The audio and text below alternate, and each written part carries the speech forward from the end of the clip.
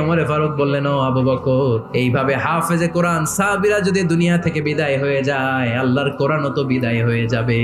আমরা এই যে কোরআন পড়ি 30 পারা, এমদাদিয়া লাইব্রেরির 114টা সূরা, কত সুন্দর সন্নিবেশ করা হয়েছে, এখানে সাজানো হয়েছে। আল্লাহর হাবিব সাল্লাল্লাহু আলাইহি ওয়াসাল্লামের সময় কি এরকম কোরআন ছিল নাকি? খেজুর পাতার মধ্যে, গাছের বাকলের মধ্যে, ওটের বড় হাড্ডির মধ্যে আর পাথরের মধ্যে খোদাই করা কোরআন ছিল। সাইয়েদনা ওমর ফারুক, আমার পরামর্শ হলো আপনি সব বয়োজ্যেষ্ঠ সাহাবীদেরকে একসাথে করে কোরআনের সব কাগজগুলোকে একসাথে করে একটা নির্ধারিত কপির মধ্যে কোরআনকে সংকলন করে ফেলে। সাইয়েদনা আবু বকর বললেন, যেটা আমার নবী করেন এটা আমি কেমনে করি? কিন্তু ওমর ফারুক নাছোড়বান্দা বলে, না, এটা করলে কোনো খারাপ হবে না, ভালোই হবে। মুসলিম উম্মার জন্য এক জায়গায় কোরআন সন্নিবেশিত থাকবে, আপনি করেন। সাইয়েদনা আবু বকর রাজি হয় না, ওমর ফারুকও ছাড়ে না। ওমর ফারুক বলতে বলতে এমন ভাবে সাইয়েদনা আবু বকর রাদিয়াল্লাহু তাআলা আনহুকে ধরলেন, সব শেষে সাইয়েদনা আবু বকর ওমর ফারুকের কথায় কোরআন সংকলনে রাজি হয়ে গেলেন। পড়েন সুবহানাল্লাহ।